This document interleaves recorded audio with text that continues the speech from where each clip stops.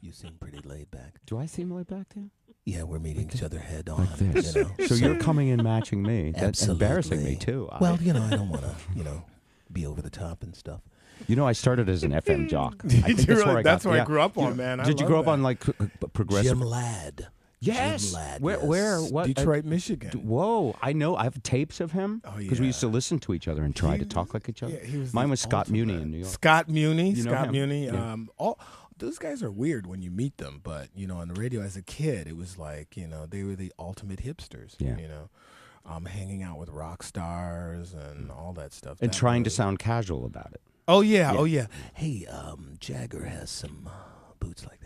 All right, let's go to weather. I was on the tour bus with David Lee Roth. What a character. Anyways, By the way, you're actually telling stories I have. One night, David Lee Roth came to our station, and I was the morning jock, and he shows up. And he missed the interview because it's morning, right? And he's David Lee Roth. Yeah. And he comes in and he makes a drink for us. He's playing the Centrum in Worcester. That's and he's awesome. making, I'm sorry, I'm supposed to be interviewing you, but anyway. No, I wanna know. toe tag. See, I didn't want to come in like that. behind the bar to put in a glass. Actually, And you end up with a toe tag. Yeah, You get that's him a out great- That's a scream. yeah. The drink was called Later. And what he did is he mixed like 8 different kinds of booze. And because if you drink this, Later. man. Like Danny told me after our 4th album. Later. I always thought David Lee Roth he reminds me of my older brother's cool friend. Somebody like named Party Pete. It's like I would idolize him. Like, bring that dude over, man. Yeah, I love David. Grier, what's up with your little brother, man? He's fun. I want to party with that dude. Yeah. Go get me a cat. Only thing, they don't age well. Rock stars. Not in general. Yeah. They preserve. I mean, when you look at the fact that Keith Richards is even alive. And he wrote a book, man. Yeah. He wrote a book. Do you think he wrote the book? He said he did.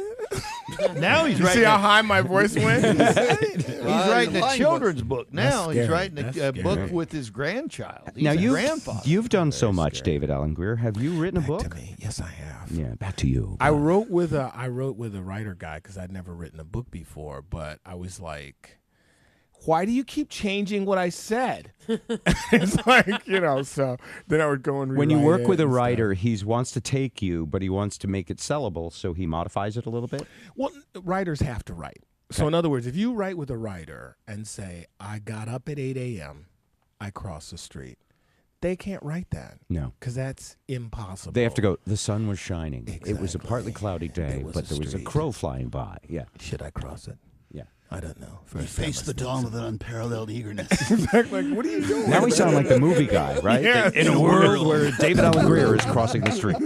Yeah, but I mean, they got to jazz it up. I mean, writers got to write. So that's what it is. So, If you but only anyway, cross one street all year long. he helped me. That's he like helped me 'cause that's I like was no on a lawyer deadline. ever looked at an agreement and said, "Well, this agreement is perfect." You really Exactly. Yeah, You got to wait 2 weeks. It's always late. They fax you some stuff at midnight, and it's like, okay, I'll sign it. All right. Now I heard 2 things. One, you have a new show coming out. Yes, I do. Yes, I do. Oh, now we're stuck. Stop that. It's about bad teacher. By the way, I liked your show. What was it called?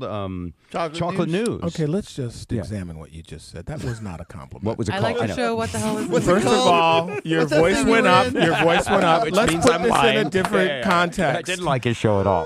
It's him I like. The show I And you never put actually saw. in there. You went, I like your outfit. I had it in my notes. I yeah. think it looks good. Whenever you put like, Sure. I think what you're wearing works. Army colors look great on you. Exactly. Not You're like, for me so that much, Look, but is- on you. I liked. I could never pull it off. I could never. When You we know. talked about it, I thought the concept was really cool. Chocolate News. It didn't. How long did it last?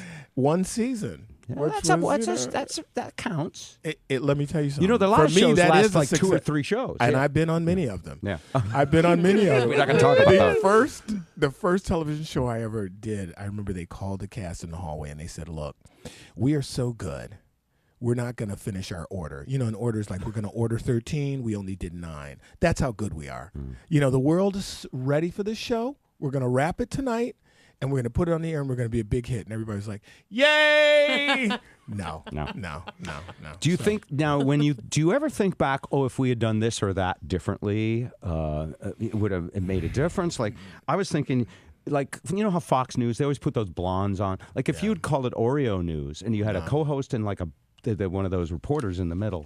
We had white people on it. I mean, the whole point was Thank you for taking that question seriously. It was a farce. It was a joke. Yeah. It was supposed to be it was a sketch show based on those programs that are mandated by the government for community ethnic programming. So always at 3 or 4 in the morning, it's the all black. Umaji. Yeah.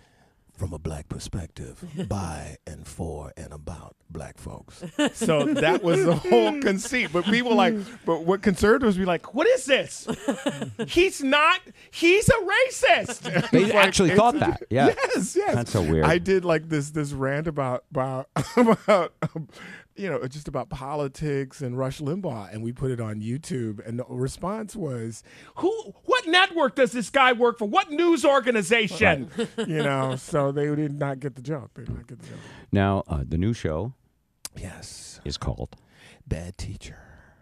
Bad Teacher. And this is coming out this spring, right? This is one of those you get some episodes in the spring, and if it hits, then it's a big network show in the fall. Right. And what network is this? It's on CBS. Big time. One of the little ones. Yeah. It's a big one. Wow, that's a network my parents heard of. I know. Do they know of networks? My mom goes, what channel? I go, Mom, I don't know what channel. Yeah. I know what network. Yeah. Well, is it 2, 4, 7, 9? Those are the channels your mom knows. Yeah. No, but I need so does this impress your mom that you're on a channel now, as opposed to like I'm on ZIT? What is that? It does. Yeah, it impresses her, but then she gets busy. I missed the show. Your cousin. Your mother misses your own show. Well, I had to fix dinner. I was hungry. Your cousins have it on an unusual day. The VCR. Yeah. I'm like, Mom, that's not even a viable format. Well, I liked it. It just makes me feel good. I'm gonna go over next Thanksgiving, and your cousins are gonna play the show. This is February. I'm like, okay. And she refers it as playing it like it was a '78 phonograph record. Play it. It was wonderful. We one time we Skyped with my daughter. My mother's like, this is amazing. I want to get this talking. This TV talking. Your mother sounds really sweet, though. She's got she's one of those wonderful angelic heart people, right? She is absolutely. Does she bake cookies? No, you don't want her to bake cookies. You don't? She will wreak havoc. Does she bake cooking. brownies with special stuff? What was her thing? No, she used to bake real pound cake. That was a big That was her thing. Okay. Well, it was competing. My mother's, my grandmother, my aunt, like potato salad in some black people's homes.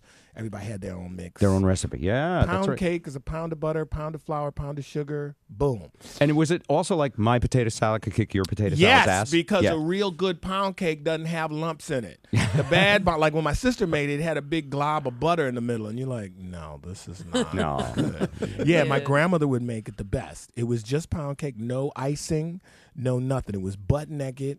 Slice butt naked pound cake. Yeah. That's it. And you slice it. It was delicious. Joe's on a diet, by the way. You're totally destroying my mouth. Are you going to be okay? I'm on a cleanse. First, the bagel guy comes in here with a sack of bagels. Now, David Allen Greer's talking pound cake. Be strong, man. I'm on a cleanse, brother. This is day 8. Are you? Right on. What are you doing? Well, yesterday I had for lunch. Hold on. I had 2 almonds and half an apple. Yeah. And I'm not kidding you. It was like splurge day. Today you get to do anything with 2 almonds. Anything with 2 almonds. Yeah, I was like, really? But probably raw almonds. You of course. Of course. None of that They can't be in the middle of an almond joy bar. No bacon. But I put an apple slice, and I sliced one of the almonds. I put that on there, and I was like, hey, apple sounded pretty good to me right now. Yes. This is Washington, too. I didn't even put them together. I was like, bingo. Yeah. God has a plan. He put me here. Yeah. I love it here. It's awesome. So rainy. So yeah, you are in depressing. Seattle, and the forecast for your weekend at the Parlor is brochure weather, babe. It's going to be breezy, windy, showery. Just rainy. We're a hot comedy market for that reason, though. I guess people need to laugh, and they like. Where should we go? Activities. Let's crawl into some dark hole. Yeah, That's right. gonna be fun. Go to the park. The sun was out yesterday. The sun was out. The sun was out yesterday. If it's summertime and it's sunny at 7 o'clock, ain't nobody going to the comedy club, right? It's like Moscow. Yeah. This man. is a perfect weekend for you. Oh yeah, the A-listers, guys like David Allen Grier, come in when it's the worst weather. It makes sense. That's when they can afford you. Like a drug dealer, like a pimp, you have no other option. Oh, I will see you again. You'll be back. when the fall comes and the rains return. Yes, I will be back. You are the Black Jim Ladd today. Do you know that? Yeah, well, you got me started, man. My radio station was WABX, and WABX in Detroit, back in the day, they used to have open house. So when we were little kids, real little, like 14 or whatever, you know, back in the 70s, man, me and my best friend, we would take the bus downtown, and you go in there, and they had all the cool albums. Well, they shut that down, and they would read, like, the comics, you know. They read Sunday. the comics on their show? Yeah. Like, you know, but they would do Zap comics, you know, that kind of stuff. It was real 70s, real rock and roll, but people started stealing all the albums, so they had to shut down. Detroit. It's Detroit. You know. Well, it's Detroit. Now, Detroit, I would ask you, you got to love where you're from, though. You must love Detroit, even with all the hassles Detroit's been through and the texting. Was it the mayor of Detroit? Who was it? Well, he did a lot of things. He stole a motorcycle. Yeah. He went to a strip club, didn't he? He did something like that. Yeah, but he's almost like our Rob Ford, isn't he? Our? I thought America's Rob was Rob Ford. He's saying. No, Rob Ford is Toronto, right? Yes, he He's is. the mayor of That's what I Toronto. said. Who was There. the guy in Detroit that had this? Kwame Kilpatrick. My Okay. favorite moment of Kwame Kilpatrick is he had these big, huge door knocker diamond earrings, you know, and he said, "Look, I'm going to take my studs out just to let you know I mean business." I was like, Yeah. this is not encouraging. Yeah. So, you know. But Detroit.